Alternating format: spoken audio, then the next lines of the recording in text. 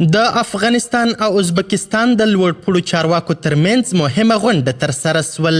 یاده غونډه په ازبکستان کې ترسره سوې. په یاده غونډه کې د سرحدي مسایلو په اړه ډیر مهم بحث سوی. دا چې د افغانستان او ازبکستان ترمنځ په یاده غونډه کې کومو چارواکو ګډون کړی و او د سرحدي ستونزو په اړه څه وویل سول. بشپړ حال را سره همدغه روانه ویډیو کې کتلی سئ. سلامونه قدرمنو لیدونکو، مشال پریس یوټیوب چینل ته مو هرکلی کوم. د افغانستان او ازبکستان هیوادونو د سرحدي ځواکونو ترمنځ ډیره مهمه غونډه ترسره سول. د افغانستان د ملي دفاع وزارت پر خپل ایکس یا هم ټویټر پاڼه لیکلی دي د افغانستان او ازبکستان هیوادونو د سرحدي ځواکونو ترمنځ غونډه ترسره سوه.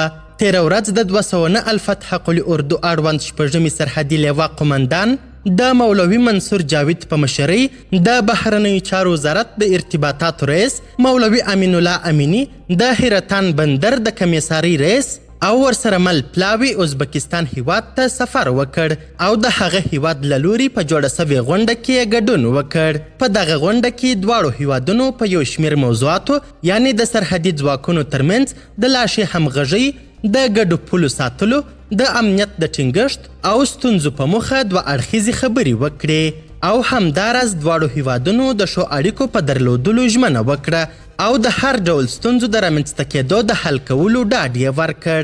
دغه راپور ټولو نیوز هم پر خپل ویب سایټ خپور کړی دی.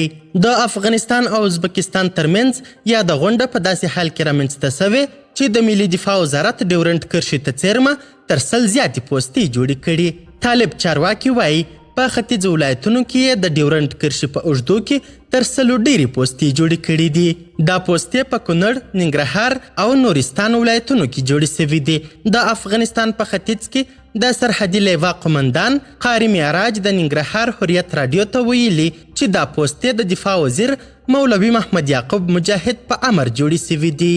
ځینو پوستو ته سړکونه هم تیر سوي او پر ځینو کار روان دی. قدرمنو لیدونکو، د ویډیو له کتلو مو نړۍ مننه. د لا زیاتو او نور لحظه پر لحظه خبرې مطالب لپاره زموږ همدغه مشال پریس یوټیوب چینل سبسکرایب کړئ. تر بیا او بلې ویډیو ښه وخت ښې چارې. د الله په امان.